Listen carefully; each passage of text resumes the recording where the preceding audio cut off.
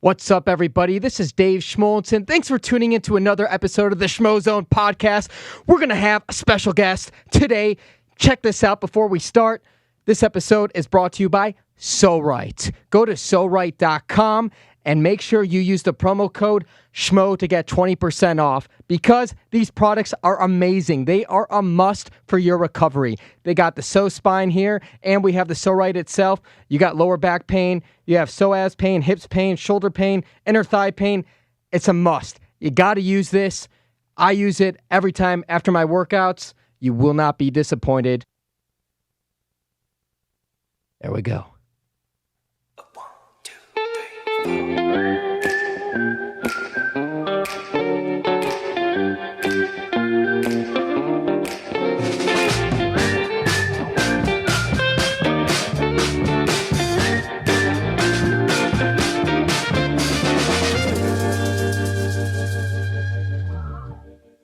Hello there, everybody. Welcome back to the Schmozone podcast. This is the Schmo. My co-host is Helen Yee Sports. Great day, because our special guest today, the man, the myth, the legend, the one and only, the future Hall of Fame broadcaster, the movie star, Jon Anik in the flesh. How we doing? We're doing great, man. I mean, this is a bucket list interview for me. I feel like I'm back in my radio days, professional cans, microphones, and media players as well. It's great to be with you, sir. It's great to finally have you on. Yes, man. I mean, you know I've admired you from afar, both sides of you, really. I think you're just doing an incredible job, and I know you guys have the deepest knowledge of the sport as anyone, and I know UFC President Dana White was here not all that long ago, so it's an honor to follow the boss man for sure. Well, it's supposed to be you, then him. He's actually, supposed to be following you. We had the order reversed this time. Well, hey, I'll take the Schmo any way I can get him, but it's really good to be with you guys for sure. It's great to have you here. Thanks, man. I wish the world was in a better place, but we're going to make the most out of the time together. Exactly right, man. That's all we can do. I'm in Vegas for a couple weeks. I thought about going home between shows, but given the quarantines and the COVID tests and everything else, it just made more sense to stay out here. And, of course, I get a day like this to be able to chop it up with you guys instead of doing childcare, so I'll fucking take it. Wait, we'll take it too. But no Father's Day, like, back home? So that was the tough thing, right? My son will turn 2 this week, which is lost on him. We celebrate that anytime. But yeah, it was hard. But yesterday was a little bit tough, being in the hotel room solo for Father's Day. But it is what it is. There's enough work to be done. And I find whenever I get emotional or homesick, and those are real emotions for me, I just dive into the prep, of which there is so goddamn much. So I did 10 fighter cards yesterday, and that kind of deviated my brain, How long does that take you? Well, the fighter cards are, I'm old school, so I handwrite a new fighter I've card seen on for your every Instagram, for yeah. every fighter for every new show. So it depends on the fighter. I'll have film on in the background as I'm doing it. Probably 10 or 12 hours per card of handwriting, so it's about a half an hour per fighter. So, but the only thing that could blow this whole thing up, as fans have warned me, is if my house catches fire. I don't have them in a safe. I have this fighter card library of 3,000 fighters that I cheat off of while I'm making the new card. And my biggest fear is that I'm going to lose that library because it's not backed up.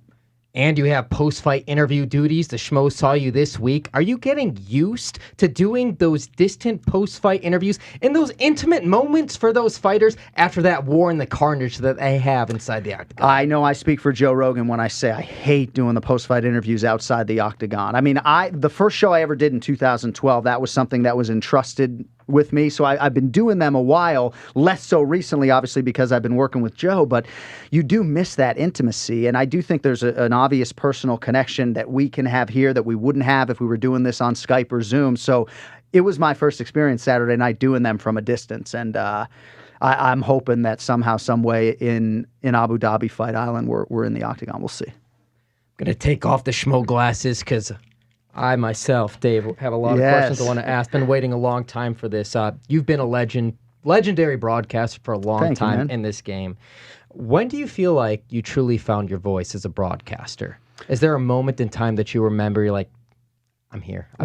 I'll take you back to Bellator Season 1 in 2009. So at the time, I was sort of ESPN's default mixed martial arts guy. One of the few guys that knew what MMA was an acronym for, and one of the few guys at ESPN that had taken an interest in the sport. So when Bjorn Rebney is launching Bellator, I was the first guy he called to be the play-by-play guy. It didn't matter that I had never called a combat sport in my life. I had done some football, but I had never called Combat Sports. But at that point in my career, I knew that I wasn't getting enough live events at ESPN. It was all the desk stuff. I was sick of being in Bristol, Connecticut, being a highlight machine. I wanted to do play-by-play.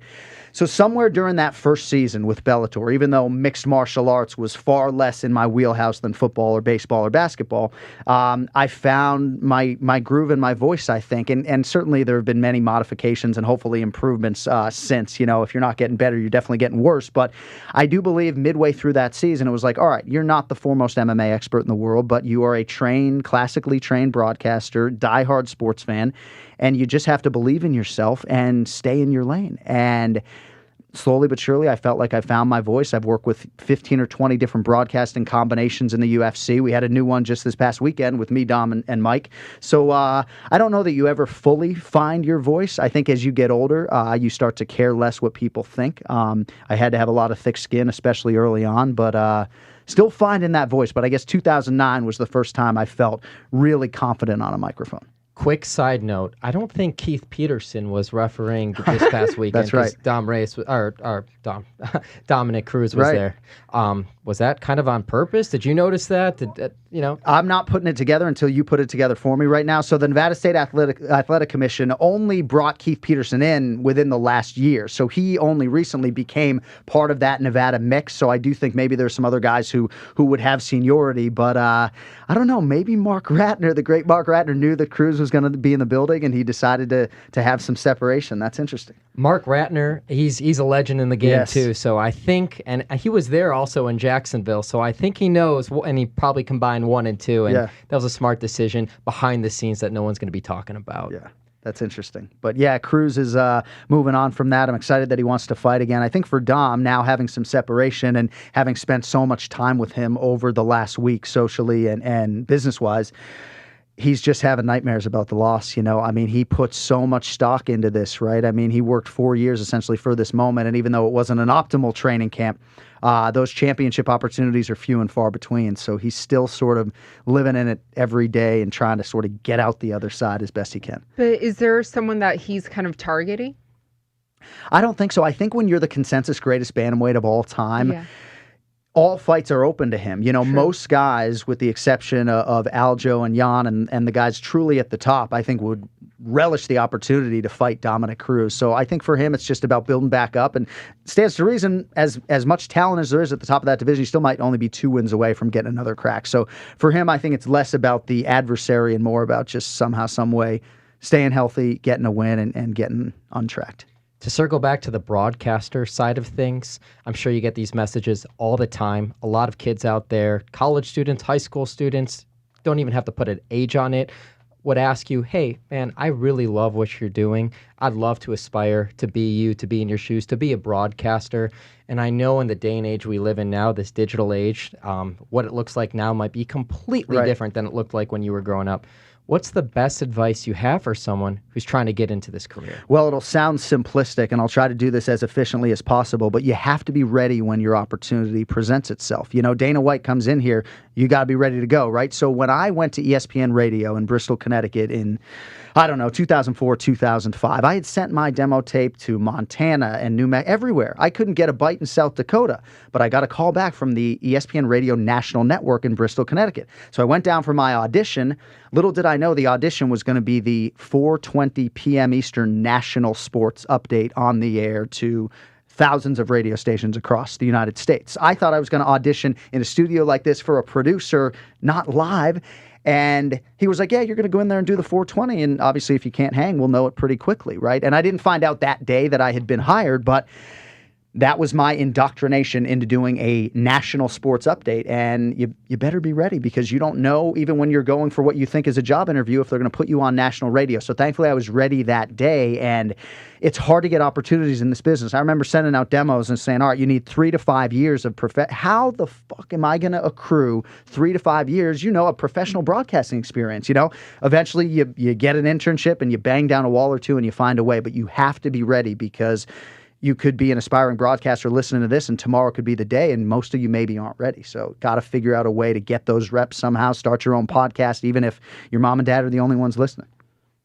And now especially, I think in the digital era, right, a lot of it has changed, whereas kind of back then, even when we were both in high school, college, it's sending demo reels. But I think now, isn't it more of like YouTube, social media, kind of Vimeo, like private links too? It's completely different. Yeah, you know, when I graduated college at the University of Arizona in 2012, I was sending out discs, CDs to hundreds of local stations. They're trying to crack a top 150, top 200 market, just like yourself.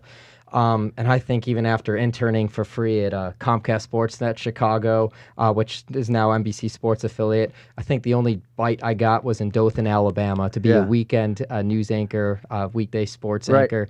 And I figured, hey, look, you know, things are moving to digital. And this is back in 2012. I'm going to get into LA or New York, the two biggest markets, and I will grind and figure out a way to make my own path through sports production. But I think to your point too, it's like you have to be willing to take a step back to take two steps forward or take a side step. You might not exactly be loving what you're doing to start, but you need to get your reps. You need to earn the right to take the next level and to get the exposure. Yeah, I mean, I remember in 2003, I was making $25 writing a story for the Metro West Daily News, and I called my dad, which I didn't like to do. I was like, dude, I can't pay my rent. My rent's $600. I couldn't pay my rent this 17 years ago. He's like, dude, I might have a savings bond from your bar mitzvah. I don't know what to tell you, you know? So sounds familiar. So my roommate paid my rent that month, and obviously I'm in a different place right now, but you have to be willing to do those things. And for me, the hardest thing was getting an internship, right? So I thought I was going to be a businessman at one point in time. I started studying for the GMATs to go get my MBA, and I was like, there's no way I can pass that GMAT test. So let's go back to broadcasting school so we can get an internship. Because when I was trying to get an internship, they wanted to give me course credit in order to get me in, and I couldn't get course credit. I was a college graduate, so I took out a $12,000 loan, went back to the Connecticut School of Broadcasting with the sole purpose. Felt like I knew enough about broadcasting. I just needed to get the internship. So I felt like I paid $12,000 for an internship, and that's what gave me the break to get in the business. But did you start off as a sports writer? Yes, I ran into too many Chuck Mindenhalls, and I realized that even though my copy was clean, it wasn't creative or thoughtful enough to do that long term. And I also felt like when we would have sports arguments in the newsroom, I could articulate myself. So that's when the wheels kind of started to churn, maybe radio, maybe TV, and radio was really my passion, and that's how I was able to eventually, transition to TV. So, could we have one sports argument real quick? Oh, please. You're a Boston guy. Yes. Let's talk about Tom Brady, who many refer to him as the GOAT, but let's talk about his legacy. I forgot to ask Dana this question last week because I know he's also a Tom Brady guy, but I figure it's perfect to ask you this question. Look, there's Spygate. Right. There's Deflategate. There's a lot of There's stuff. Coach Bill Belichick. Do you put any type of asterisk to Brady's name, or do you just widely consider him the GOAT? You put that GOAT emoji next to Tom Brady. I think he's the greatest of all time. I was a big Peyton Manning fan, right? And he was Tom's chief rival, but I just felt like nobody played that quarterback position like Peyton Manning. But yes, I think Tom Brady's the greatest of all time. I don't know that there's any asterisk. Deflategate is a non-starter with me. I can understand Spygate if that sort of gets under your nerves. But, Brian Stam, my former broadcast partner, when he was playing football at Navy, they used to send the captains into the parking lot to take the football, scuff them up, sit on them. That I don't put much stock in Deflategate. But, yeah, I have a lot of respect for Brady because athletically he didn't have what Peyton had at all, and he was able to build himself into the greatest quarterback of all time. But Belichick's my guy right there. I am Team Belichick my next tattoo, if it's not game bread, it's going to be Bill Belichick's signature. So, no asterisk for me, my man. Yeah, you still got that Nate tattoo, Diaz, the Nate Diaz. Of course. What are you going to get it removed? You can't. Yeah, no, that was... Don't try to get it removed. No, those are my guys. I don't know if I'm still welcome in Stockton, California, but there was a huge backstory to the 209 tattoo that people didn't realize. Nick Diaz was really a big part of the inspiration for the tattoo. So, all's well that ends well. I think Peyton Manning's the best regular season quarterback of all time, and then you could put Brady's the greatest of all time in that argument. But are you saying Brady's the greatest football player of all time or the greatest quarterback of all time? Oh, not football player. Quarterback. Okay. There are a lot of football players. Ray Lewis, probably the best football player I've seen. Lawrence Taylor, I was a little young for him. I remember there was a time where no one could tell me that Marshall Faulk wasn't the greatest football player of all time. So, but yeah, I go linebacker, I go defense. I'm a Chicago guy. Okay. I mean, naturally there's defense, but I wasn't alive for this. But my dad was forcing me to watch the tape of the '85 Bears and whatnot. But sweetness, Walter Payton, because he could punt, he could throw the ball, he could block, he could run. You could argue he's not the greatest running back of all time. I think maybe you can make that argument for like a Barry Sanders, but like the best football player of all time from complete package, like we're talking athleticism in multiple positions. I think Walter Payton's got a great case, and so you're a Bears guy. Unfortunately, I'm a diehard Bears guy. Well, you got Dicko over my shoulder right there, the coach. That's right. The Trubisky era is over, I guess, huh? Possibly. It sucks because I went to U of A when Nick Foles was there, and I guess statistically he would be the greatest quarterback at football history for me. And, and obviously I overlapped with Gronk. He was there too, but it sucks for me because I really wish the Bears would have went out and got someone who I don't think is signed right now, and Cam Newton. I know. I wish the Patriots would go after him. I mean, the Patriots don't have a quarterback as we sit here on whatever it is, June 20th, 25th, I mean, Pats don't have a QB. And Colin Kaepernick's still available. I know. I would like to see that too. But yeah, we'll see what the Bears can do. But it's a great franchise, obviously. And I've actually bet on them recently in the past few years because I've seen value on them to win the Super Bowl. And they had a decent shot a couple years ago. Louis Riddick, actually, a couple years ago, you may recall, the great ESPN analyst at the beginning of the playoffs, picked the Bears to run the table, and then they lost to the Eagles, I believe, in that first game. Yeah, I thought he was crazy for picking them too. We didn't have a great kicker. I mean, was it Cody Parkey when he shanked it a bunch of times off the goalpost? It's a big part of the game. Pats just drafted a new kicker. Yeah, it's a hard position to fill. Yeah, Gauskowski had a great run. But also with Trubisky, obviously they're not picking up the option year, and I don't think it's necessarily over. Right. But then again, let's still hope there's a football season, though, this year. I know. And just because you brought up Nick Foles, and I know this doesn't appeal to maybe some of our audience, but I just have to tell you, I was at ESPN for a Pac-12 media day way back in the day, right? Yeah. And Nick Foles stole the goddamn show. I mean, everybody watching him throw the football. Colin Cowherd has talked about it. We were all blown away. I mean, Leinart was there. I don't know, Jake Locker. There were a lot of good Pac-12 quarterbacks there, and everybody left that day talking about Nicky Foles for what it's worth. Yeah, Pac-12 always has great quarterbacks, and Nicky Foles too. I think he went to the same high school as Drew Brees. So, really? Yeah, they in Texas, something like it might be like Westlake, Texas, or something like that. Something in that water there. Interesting. Or Texas football. But yeah, let's go back to MMA. So they had to do that little Got that out of the way, Helen. yeah, of course. DC Stipe 3, your broadcast partner, here in a smaller cage, August 15th at the Apex. Crazy. Ken Flo and I were talking about this on our podcast this morning because he thinks it's just undeniable that it's an advantage for Daniel Cormier in this smaller octagon. And for those who think we're making too much of this, just go look at the measurables. It's 31.8% smaller. It effectively changes the sport. Kenny thinks without a shadow of a doubt it favors all grapplers. I think Dominick Cruz was intimating on the broadcast that for someone like Stipe, who in theory feels like DC might be trying to take him down this time around if he's healthy and can wrestle, you get up on that fence pretty quickly, right? So maybe I felt like for Stipe, it might actually benefit him that DC doesn't have all of this canvas to work his talent, and that if Stipe can get his back to that fence pretty quickly, that'll maybe prevent some of the obvious takedown situations for Daniel Cormier. So I do think it changes the fight, but I'm not the expert to go to in terms of who it benefits necessarily. But I'm excited this fight is happening. Obviously, it's been a year since we will have seen a UFC heavyweight championship fight, and we'll see. I do think both guys are probably thinking about retirement a little bit. So I think when you talk about legacy and heavyweight legacy, it stands to reason that the man who leaves that octagon with the belt is the greatest MMA heavyweight of all time. And the fact that that could all be on the line in one fight is pretty crazy. I agree with that. And I think that's an angle that a lot of people aren't talking about, and it hasn't brought up much. How much longer does Stipe Miocic want to be fighting? We all talk about Daniel Cormier fighting. Win or lose, this is consensus. We can all agree that this is going to be his last MMA fight, pro MMA fight. I think so. But he's also one of our highest paid athletes and our most demanded athletes, and there is a John Jones out there, so I don't know that DC would ever be 100% retired. And he's the ultimate competitor, too. He's just the ultimate competitor. He's still underappreciated as an all-time great and a future Hall of Famer. Still doesn't seem to enter these GOAT conversations for whatever reason. I don't know if it's because, his body fat percentage isn't as low as the Schmoes, but he doesn't get the long-term, big-picture credit as one of the all-time greats that I think he deserves. So he's on your Mount Rushmore.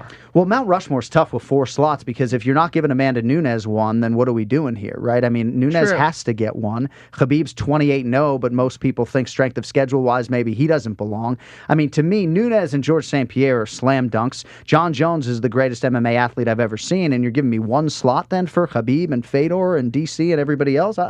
Mount Rushmore. I mean, Anderson Silva, GSP. Yeah. There's just too many guys. I mean, I think it's easier to get to 6 or 7. For me, 4 is impossibly difficult. You still got to 3 quicker than Dana. I have to give you that credit. Well, I probably thought about it before he came in here. You know, I saw your had given it comments some on thought it. on it. Yeah, ESPN I think did something about it, but Nunes, Dana was the first one I heard who put Nunes on there, and it's like, man, she should be a slam dunk. So I was glad that he led with that.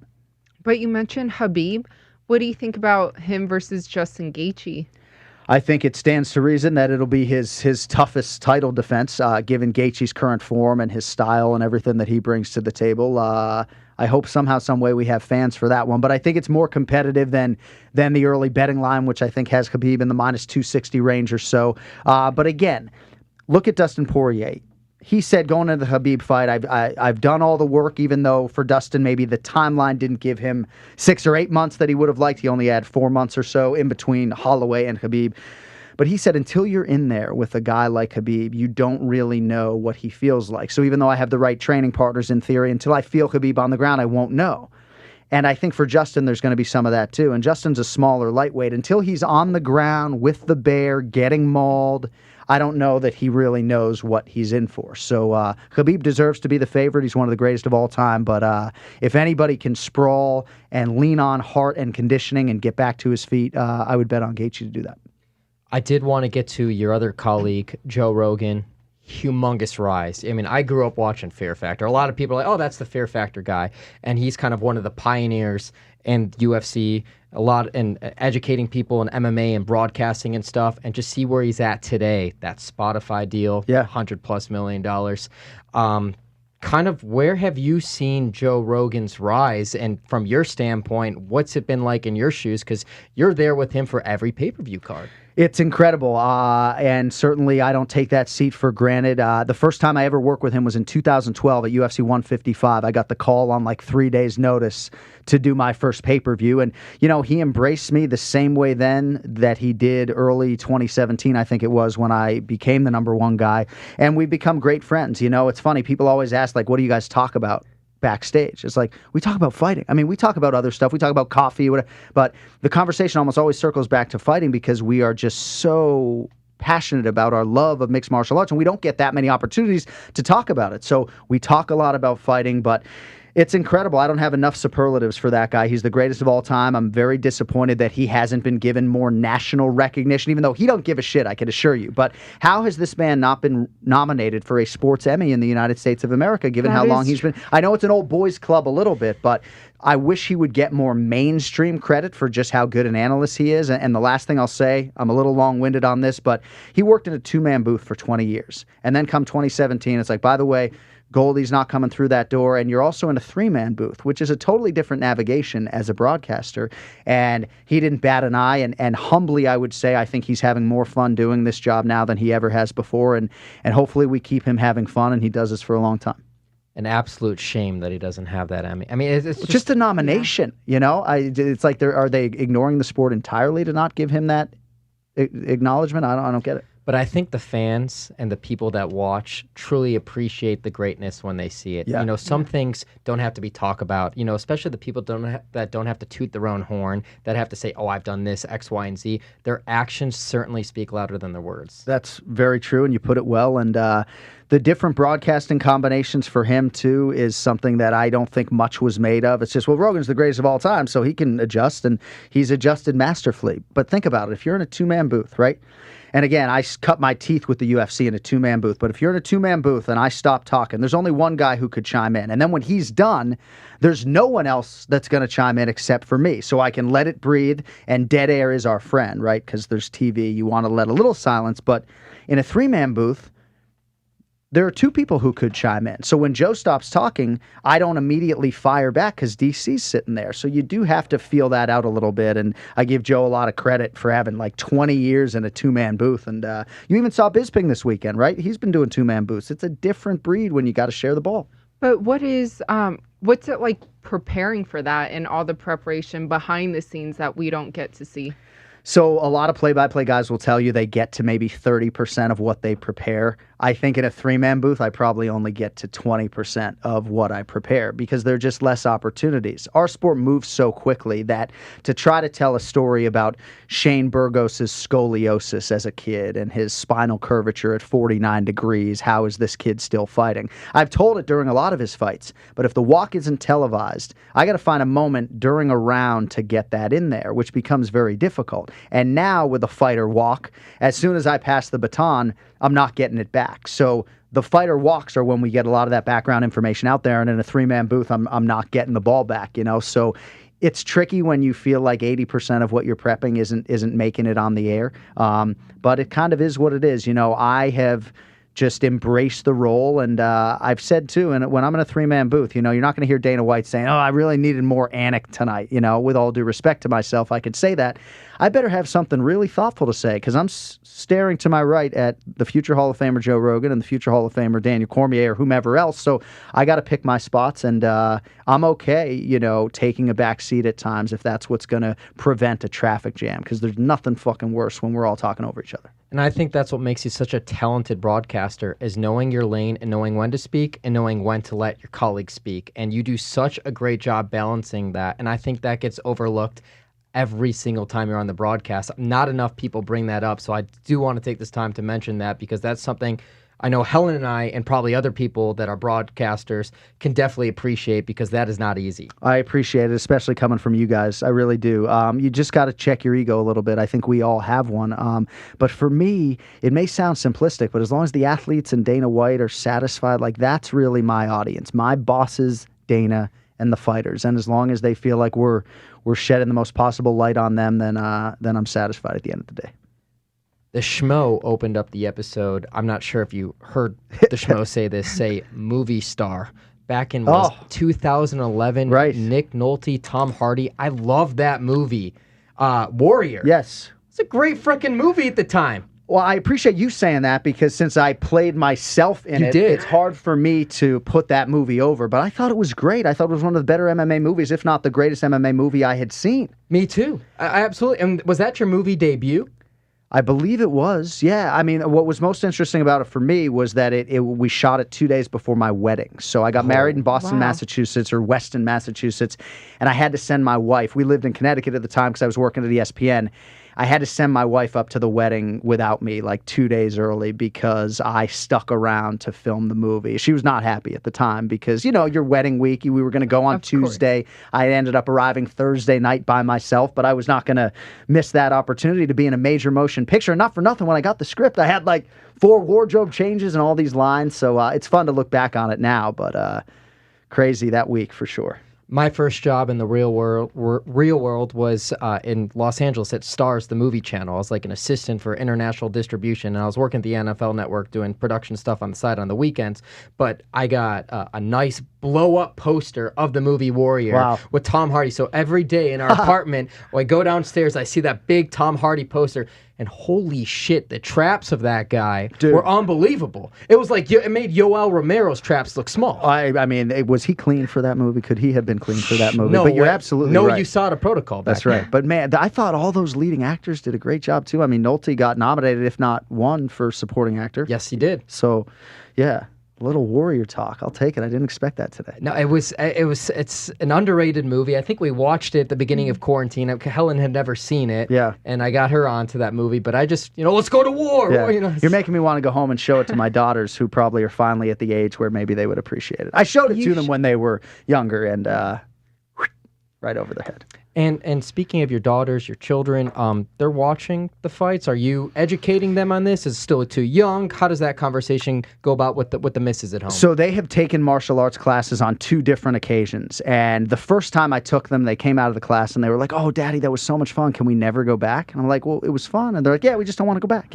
They are girly girls. They really are at their core. I mean, that is their inherent nature, and that's okay. But then I took them to a karate class recently, and they loved it. The problem is a lot of these martial arts schools, at least where we are in South Florida, they want a commitment of more than 1 day a week because you're going to fall behind the class if you're only in there 1 day a week. So we're trying to find a class that will be okay with them going in 1 day a week. They don't watch the UFC too much. I mean, Riley, my oldest daughter, is almost 9. She's starting to show an interest, particularly when the women are fighting. But our sport is so superficially violent because of the blood, right? Football and boxing, to me, are horrifying at times to watch.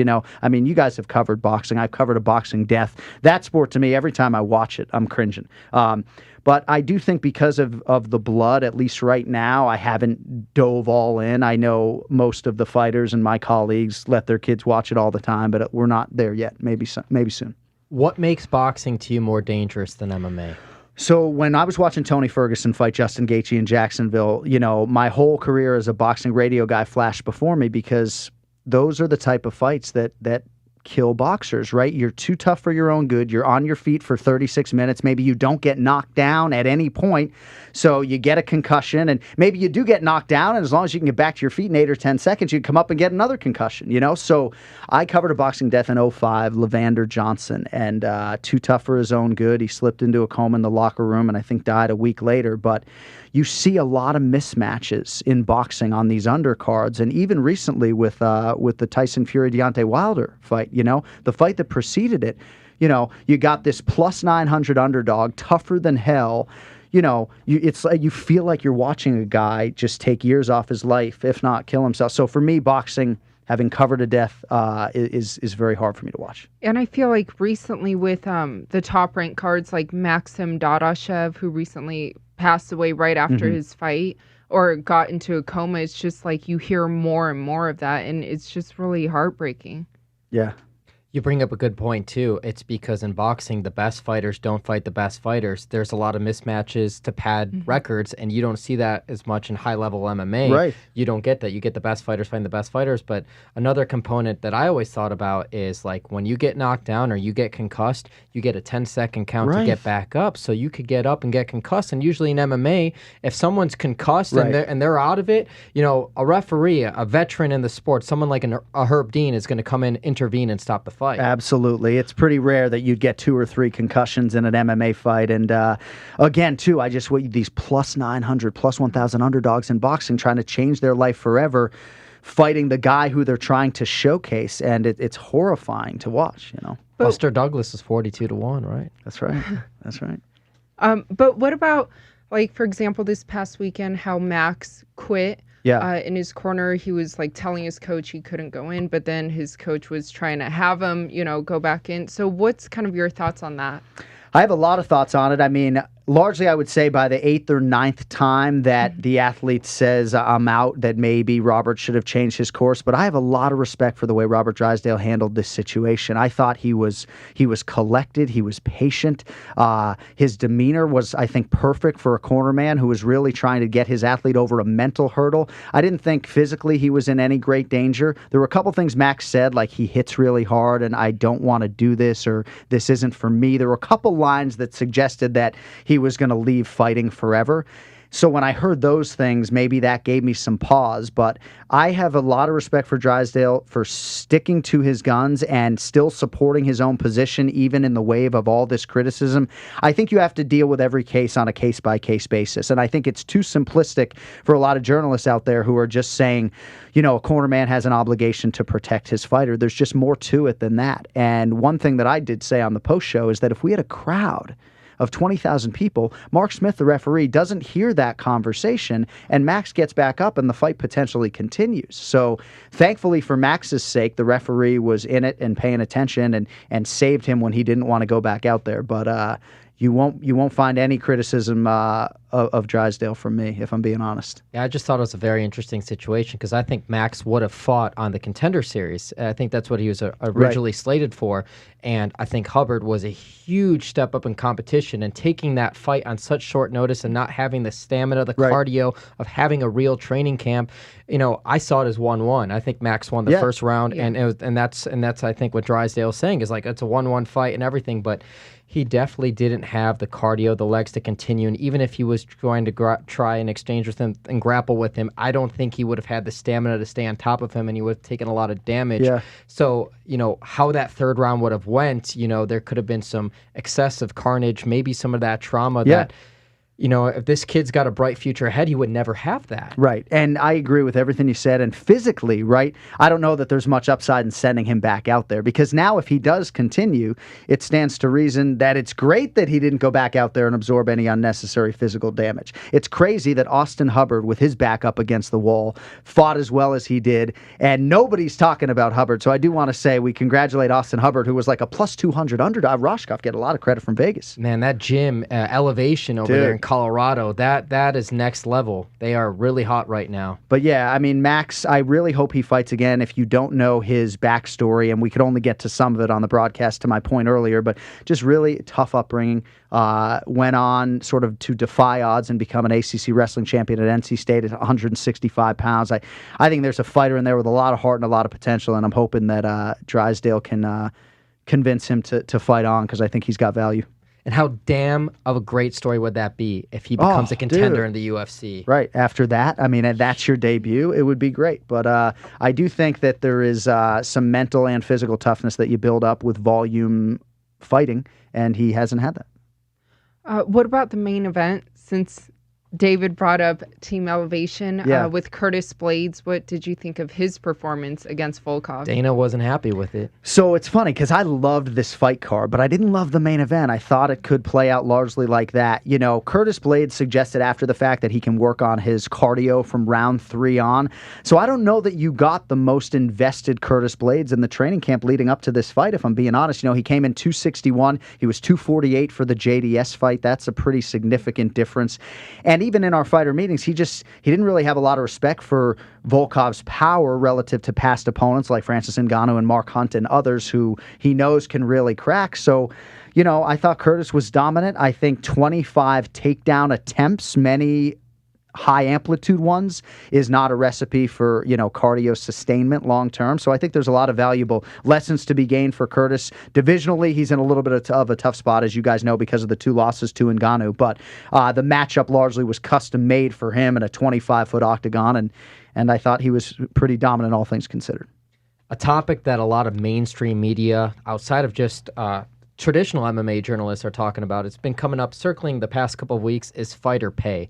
Everyone's been talking about Fighter Pay, and a lot of the top guys like the John Joneses, the Jorge Masvidals, they've been kind of in the news cycles talking about their disputes with their contracts and not fighting for what they're being offered. But also, my take on this too is the timing could not be any worse with the pandemic, not having a live gate and everything. I was just curious to get your thoughts on where we're at right now and if there's a solution to this moving forward. It's a really tricky thing, right? The roster continues to swell as we bring in fighters who make their short notice debuts and in theory get 2 or 3 or 4 fight contracts. And there's such a huge range from the guys who are making $4 or $5 million to show and maybe others who are making 10 or 20,000. So it's a really difficult thing. It's a really hard thing to quantify what the lower half guys on the roster, what are they bringing in when the UFC gives them 20 and 20, right? And you can win 40 grand that night, which is not a terrible payday, right, in theory. But how much value does that fighter have to the UFC? These are things I can't quantify, what the internal metrics say about one fighter versus the other. Big picture, though, as a mainstream sports fan in the United States of America, I would tell you that I would like to see them unionize at some point in time, right? You're only 20 years in with this ownership group. The sport, it's hard for fans to recognize that it really is in its relative infancy. I don't know what the true obstacles are to a union. Certainly getting the high-profile fighters on board would be a step in the right direction, but the UFC has been generous and gracious in so many ways in a discretionary backdoor way, and a lot of that stuff isn't publicized. So, not unlike some fighters and people in the sport came to Joe Silva's defense, I think there are some people who would defend some of that generosity in the past, but to say that fighter pay isn't an issue, I think out of my mouth would probably be a little bit ignorant. And to your defense on those backdoor payments, literally when Dana walked in here, which did not show up on the podcast, I mentioned to him, how did Andre Fili in that match not get a bonus? How did that not get fight of the night? Because they gave 4 fighter bonuses and he wasn't one of them. He literally, thanks for reminding me, shot a text and everything, $50,000. No Andre way. Fili, yeah. How about that? Touchy How about the Schmo getting it done? The done? Schmo got it done. Touchy Fili. You're welcome for that $50K. I'll take 10, 20% if you want. Thank you. But that's cool. That's cool to hear, obviously. And I will say, as a staff employee in this time, right? And people could look at me and like, fuck Anik, right? He's still getting paid, right? But like Dana White was sending us videos to assure us of everything they were doing throughout the process when we were all gearing up to go to Lemoore, California on April 18th. And in that climate, I wasn't freaking out, but I was anxious, right? I was going to fly Miami to Denver, Denver to Fresno, take a 40-mile car ride to Lemoore in that climate. But he really reassured us. He kept us all on staff, which he didn't have to do. So at least from a staff standpoint, I can speak for our live production team. We have felt so damn supported by that guy. We're getting our COVID tests every Saturday. Are they testing you once a week, twice a week? I guess your situation differs. You're here a little bit longer in Vegas than normal, but what's your testing like? Because we're so appreciative that every single Saturday that we're covering an event, we know if we're positive or negative, and knock on wood, to this date, we've been negative every time. It's a little bit tricky, right? I've been trying to sort of sift through the misinformation that's out there. It's hard to know what to believe and what not to. I mean, I'll be tested 3 or 4 times this week.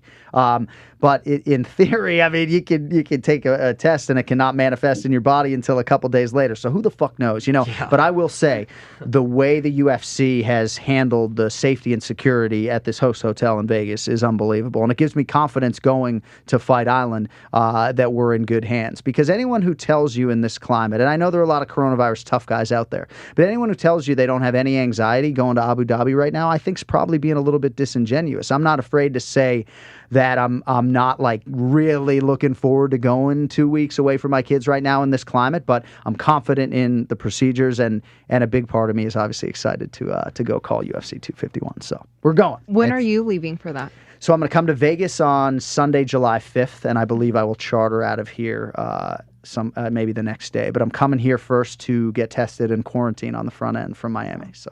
All right, you just brought it up. Let's just quickly talk about it. I don't know if it's quickly. If you can't, UFC 251.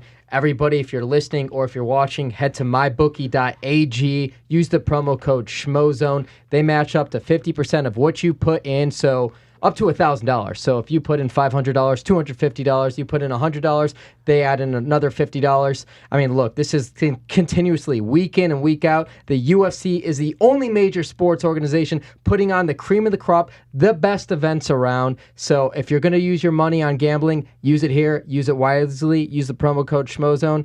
I guess let's just start with the main event. Gilbert Burns against Kamaru Usman. It's just crazy. And by the way, those sports books in Vegas, they don't give you like $250 bonuses when you're betting. So mybookie.ag, get on over there. But yeah, it's an exciting title fight, obviously. It's crazy as we are all getting ready for Dan Hooker this weekend to think about what Dan Hooker did to Gilbert Burns back in July of 2018. And now here's Gilbert Durinho Burns, the former lightweight with 6 consecutive wins, fighting his not just teammate, but good friend Kamaru Usman. It's hard to set this fight up and give it any sort of backdrop without starting with the friendship for me. Yeah, are they both training with Henry Hoof? What's going on over there in South Florida? He will abstain. So I don't know if he is working with the athletes at all in the weeks leading up, but he's not going to corner either guy. Oh, wow. Yeah, so. That's such an interesting dynamic. They're boys. I mean, I feel like, unless I'm crazy, I feel like I saw Gilbert corner Kamaru one time. I mean, these guys are tight, and you've seen a lot of people who are close to them come out publicly and say, yeah, this is super weird. But hey, you might as well fight for the sport's ultimate prize. And I do think that in some respects, it eliminates some nerves. You know, we saw Kama Worthy as a plus 650 underdog turning the upset of the year against Devontae Smith. Those guys were boys, you know, trained together in Pittsburgh all the time. And I think maybe if it worked against Devontae, it worked for Kama Worthy. I think it stands to reason that Gil and Kamaru are both going to just fight exceptionally well and go toe-to-toe because they've done it so many times before. I think they're going to be pretty comfortable once that door shuts. I've been texting with a teammate, Michael Chandler, trying to get some inside information, who's doing what, you know, who's training where and everything like that. And he's kind of echoing a lot of the sentiments that you're saying about kind of Henry Hoof, kind of they have different scheduled times when they're coming into the gym, but you never know who's watching, who's going to say what. It's such an interesting dynamic to have. Well, and when you're doing a one-on-one in striking, and some of these camps focus more on the opposition than others, but you know, there's such intimate knowledge on all sides of this that if you're Henry and you're doing a pad session with Gilbert, are you mentioning, and, you know, Kamaru does that? No, like you can't even talk. I don't know. I have a lot of respect for Kami Barzini and Greg Jones and all those coaches that are probably, they're happy that they know they're leaving with the undisputed champion, but they're just really put off by the way it all came together. Bittersweet. Yeah, for sure. I guess. Yeah. Oh, what were you going to say? I was going to get to another fight, but let's have you do yeah. that. You read my mind. The co-main event. Yeah. The rematch against Volkanovski Holloway. What do you think about that? Well, I think it's really cool for guys who fight long-reigning champions. They know they're going to have to beat him twice, whether it's Rose against Joanna or Volko here against Holloway. He knew he was going to have to beat him twice. So I'm curious what, not that he held back, but what the approach, I mean, a lot of people have talked about Holloway's approach and the requisite adjustments that he'll make, but what are Eugene Behrman and Volkanovski cooking up, right, for this rematch? Because they had a very specific strategy, obviously, in that first fight. Seems like maybe they're prioritizing the finish in this second meeting. So, fascinating fight. Holloway, in theory, will have made some adjustments and figure out a different way to fight this guy. But Volko's a beast, man. I thought he was a live underdog going into that first meeting. I think he deserves the distinction as the favorite here. And again, I think really the thesis statement for me is what type of adjustments was Max Holloway able to make? Yeah, I couldn't agree more. It's got to be the adjustments, but I can never get over the fact that Volkanovski weighed 200-plus pounds in his rugby day, and he's like, what, 5'7"? It's crazy. I mean, it's nuts. Now, it's 214 pounds. So some people have gone and run with this and said 240. So the highest he ever competed for the Warrilla Gorillas, I believe it was, in rugby league, was 214 pounds. But yeah, it's still 70 pounds. Yeah, you know? That's why I was just being safe and saying 200-plus pounds there. But no, I've heard all the stories. And it's not an easy cut for him. You know, I do think that eventually you will see him compete at lightweight before all is said and done. And then the Hall of Famer, the legend of sport, Jose Aldo, Peter. I always get it mixed up. We go Piotr. Piotr. That's right. Piotr Jan.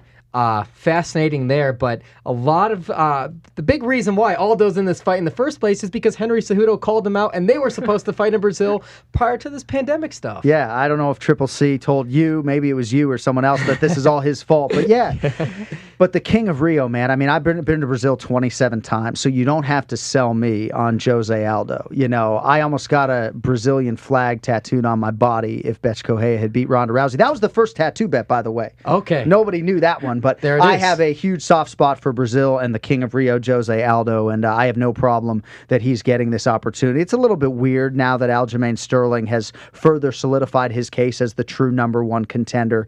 And I guess I feel for Marlon a little bit because the judges' scorecards that matter did see that fight for him. But because he fought for this belt more recently, I'm okay with Aldo getting the opportunity. Piotr Jan deserves the distinction as the favorite. There's no doubt about it. You know, I know maybe people think his strength of schedule doesn't match up with a guy like Aljo, but I think Piotr Jan is ready for prime time, and we'll see with Aldo. We'll see if, I mean, he looked great at 35 for me. He looked great cutting the weight, but he still has to do it time and time again. You know, do it this time, defend the belt potentially. So I'm happy he was able to do it once, but I'm not sure that Aldo's completely out of the woods when it comes to making 135. Now, before I ask you about the Andrade Namajunas, their rematch, what's your next tattoo bet? Well, I mean, I'm going to get a Game Bred tattoo at some point. I mean, I'm in South Florida. That's my guy. We go way back, you know, Bellator Season 1 and everything else. You know, I was even going to do it on the neck in the exact same font. What's funny is that George told me that when I get it, he's going to go back and get his touched up, because if you see his, it needs a little tweak, you know? So the Game Bred tattoo is probably the next one. We'll see if we can come up with a creative tattoo bet, though, at some point in time. I'm a former radio guy, so it was really a radio bit for my podcast, and no one paid attention to the Betch Kohei Ronda Rousey bet, of course, but the 209 tattoo got on Nate Diaz's radar, and people paid attention to that one, but I don't know. We'll see. I can assure you that the 209 will not be the last tattoo bet that I make. And the Game Bred one may be next. Yeah, but see, that I got to get that tattoo. So I guess I could say, oh, if Masvidal becomes the undisputed champion, I'll get the Game Bred tattoo. But I think we got to get that one regardless, in respect to the man. True. But kind of circling back to this women's strawweight fight, that rematch between Rose and Jessica, how do you see that one playing out? I'm excited to see where Rose Namajunas is at mentally, right? Because she obviously pulled out of this fight earlier this year when it looked like we were going to be able to get a show off the ground. So I think she's going to be in a great place mentally. And usually when she's in a great place mentally, she looks like the best strawweight in the world. You know, Zhang Weili wants to fight Rose because she believes she's the most credentialed, qualified, best, most well-rounded martial artist in that division. So I certainly think Rose is the more well-rounded fighter, but my Brazilian soft spot's going to come out too. I mean, Andrade is one of the winningest women in UFC history, and I think she deserves so much credit for putting her belt on the line right away, 3 months later in China against Zhang Weili. So I do not think we have heard the last from Andrade. I love watching her fight. I've called most of her UFC career, and again, that just speaks to the depth of the card that you're going to see that fight, you know, second in on pay-per-view. But let's go back to what we have this weekend, because these fights are outstanding. They're One great. that really caught my eye, I believe it's the co-main, Mickey Gall and Mike Perry. Platinum Mike Perry. He's got his girlfriend in this corner for this one. Mickey Gall, I think he's had a lot of fights recently that were canceled, a lot of different changes in opponents, a lot of hype behind him, kind of up and down to start things off. How do you see this one going down? So you got to start with the strength of schedule, because even though Mike Perry is 6-6 in the UFC, he's fought a lot of elite welterweights, Vicente Luque and Jeff Neal and several others. So even though, you know, Mickey Gall's 5-2 in the UFC, which is a lot more shiny than 6-6, he just hasn't fought near the competition of Perry. So that's why Mike is a 3-1 favorite. It's the strength of schedule. But I like what Mickey Gall has done. You know, I thought in his last fight, I think Salim Touati, he showed some discipline. He showed an elevated fight IQ. I thought his striking looked like it had improved leaps and bounds. So I do think Mickey Gall at 28 years old is evolving more into a total package.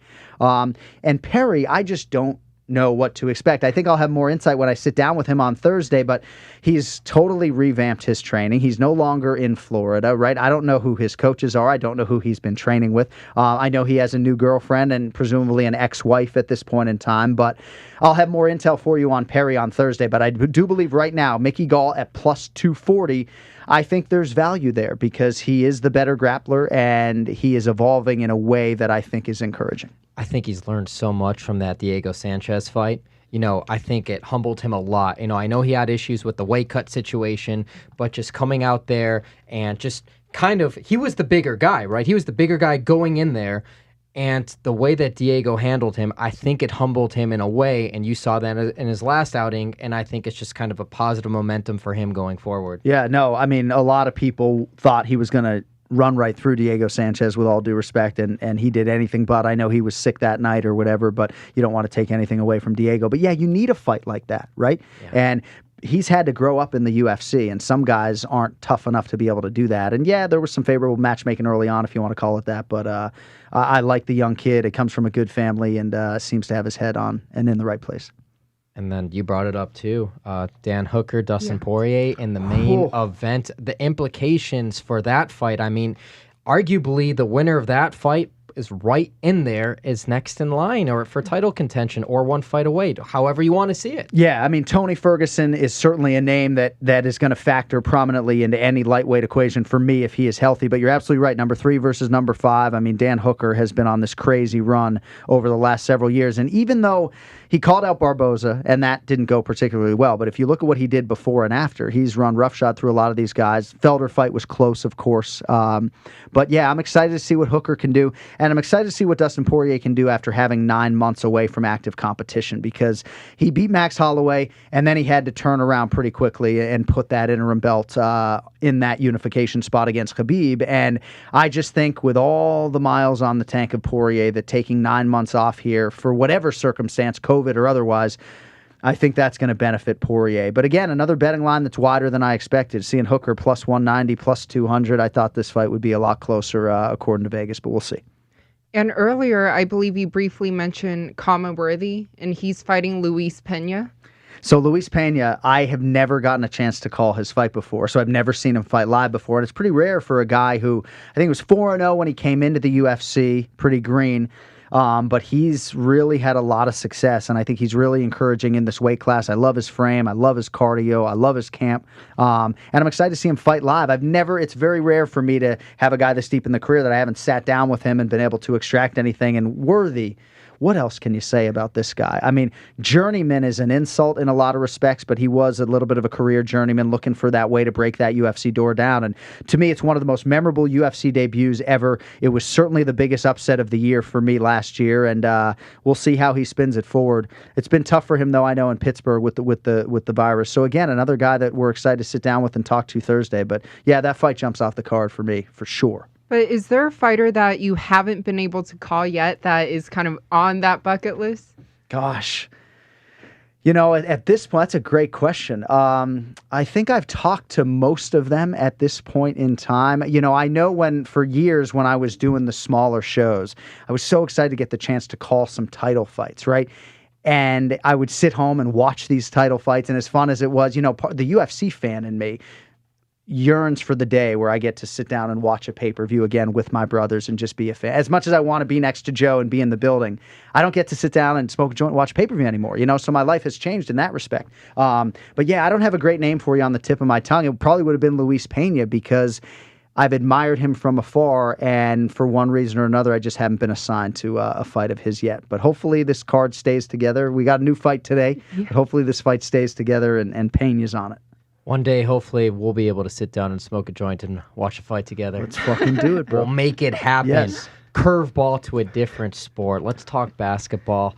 What does LeBron James have to do to surpass Michael Jordan is the greatest of all time? Unless you're going to sit here and tell me that he's not, it's Larry Bird or Bill Russell, because you are a Boston guy. Yeah, no, I will certainly defer to LeBron and Mike. I was a Kobe guy, and that obviously hit me very hard in January. Yeah. I got to meet Kobe, and I was so happy to be able to tell him, I just want to say, man, and again, he just totally deflected when I paid him this compliment. But I said, say what you want about greatest of all time. You're the greatest shot maker in NBA history. The degree of difficulty, and maybe unlike Jordan, people were picking up Kobe at half court. When he would cross half court, people are picking him up there. Jordan, that wasn't always the case. So for me, LeBron there's no point of comparison, right? Physically, what he brings to the table and the fact that he can still have a jump shot like that, there's no point of comparison. So I guess before I saw The Last Dance and had all this Jordan stuff freshly in my mind, I would have sat here and probably said LeBron James is the greatest of all time. Interesting. But now with all of this Jordan just shit in my brain, I think I lean back towards MJ. But certainly growing up a Celtics fan in the 80s, I didn't like Jordan. I never had any huge problem with LeBron, even though I guess he was a little bit of a Celtics rival. I never hated LeBron. I mean, just for me, because growing up in the Chicago suburbs, 25 miles out of the city in the 90s, that was the Bulls. The Celtics were for the 80s, right, and for generations before that with Bill Russell. That was my team. But the thing that always catches me about LeBron, I know they're different players, and you want to make the comparisons to Magic Johnson, not having that killer assassin, deferring to other teammates, the assists, the shot creator for others. But look, it's 6'6" and 215 for Jordan and 6'8" and 260 for right. LeBron. How many defensive MVPs does right. LeBron James have? And leading the league in scoring and what he did on defense, being the complete player, that's why I give the nod to Jordan. And look, 6-0 in the finals. Well, right. It's undisputed. It's perfection. And I do believe that there was a lot about Michael Jordan that I forgot, candidly, that I was reminded of over the last several months in watching that entire documentary. So yeah, I don't know that my appreciation for MJ is any higher than it is right now. And I should have known the Bears fan was going to be on the MJ side. I just have always had such an appreciation for the physicality of LeBron, And I hate when I see, talking heads knocking James. But yeah, for this audience, we'll say Jordan's the greatest of all time. And I'd say he's the second best, but I had to educate Helen. When we first started dating, she was keep going back and forth with me. LeBron's the GOAT. What are your sports allegiances? Are you... Well, born and raised in Las Vegas. Yeah. Now I guess it's the Raiders. Right. That's the most exciting thing for me living here now. It's been a year now living in Las Vegas. We're covering the Raiders in addition to all the MMA stuff and just the crossover. We had Max Crosby, the star defensive end for the Raiders on. He's a diehard MMA fan. He's been watching it since he was 5. So I asked him, hey, who's your favorite MMA fighter of all time? Anderson Silva. Yeah. He's like, that's his GOAT. That's his GOAT. So it's just interesting to see. That's cool. These giants, because NFL and NBA are the 2 mainstream sports in this country. They have been for a long time. But to see those guys as fans of our sport and where this sport is coming and where it's been, fastest growing sport in the world, it's rewarding, right? Vegas is on fire. I moved here in 2011. I wish I still lived here. I moved to South Florida to be with family in 2015, and my wife and I didn't talk for 48 hours, but she just didn't want to be in Nevada for whatever reason, wanted to be closer to family. I miss living here. I love seeing pro sports here. You guys have seen the way the Golden Knights have just been so embraced by this community. And, dude, that Allegiant Stadium went up in like 5 minutes, right? You see in all these other states, they can't get their shit together. No. You build it here, they'll come, and they're coming in the fall. That $2 billion stadium. And they completed it, I believe, quicker than what's in Los Angeles for the Rams and Chargers. And they started around the same time. Yeah, but that's so cool to see you guys branching out and covering the Raiders. And I've never had any animosity for the Raiders. I'll tell you one quick story. The Snow Bowl game, right, that led to Tom Brady's first championship, okay? Poor Charles Woodson, right? So I'll be honest with you. It was Raiders, Patriots, and I was there. I was in the building, right? So tuck rule game. Brady fumbles the football. Jon Anik leaves the stadium, right? He fumbled the ball, and I left. You left? So all of a sudden, I'm walking to my car up to snow in my, and I hear the crowd cheer. So I go running back to Gillette Stadium or Foxborough Stadium, whatever the hell it was. I think it was Gillette at that point. Running back to the stadium. They wouldn't let me back in. So I listened to the end of that game in my car driving home, and the Patriots obviously went on to win. But to this day, I stand by the fact that was a fumble, and that's why I left. With all due respect to the Patriots and that first championship, he fumbled the damn football. And I feel for Raiders fans because I do believe they would have won the Super Bowl that year had they gotten through the Patriots and that rule not been in effect. What a great story to end this podcast on. John, I know you and Kenny Florian, you have a podcast. What would you like to plug right now for all your fans out there? Well, I just want to say it's a pleasure to sit down with you guys. Seriously, I know we've been talking about doing this for a while, but a pleasure to see your collective success and everything you got going on. And yeah, we're cranking out a podcast every Monday. I feel like it's the best way for me to give back to the fans. It will always be free. As long as the Anik and Florian podcast exists, it ain't going to be behind a paywall. And it's also therapeutic for me on a Monday, I think, to have an outlet to get some of this stuff off my chest, because I work in TV, not radio, and TV is sound bites and short shit, and sometimes it's nicer to have a longer platform to spout off a little bit. Well, we really appreciate you. That was really fun. Sign us off. Me? Yeah. Yes. Oh, no. Isn't this what you did to me last week? I did. I like putting her on the spot. I know, you always do that. So he's Jon Anik. He's Dave Schmulenson, a.k.a. the Schmo. And I'm Helen Yee Sports. I guess we're out.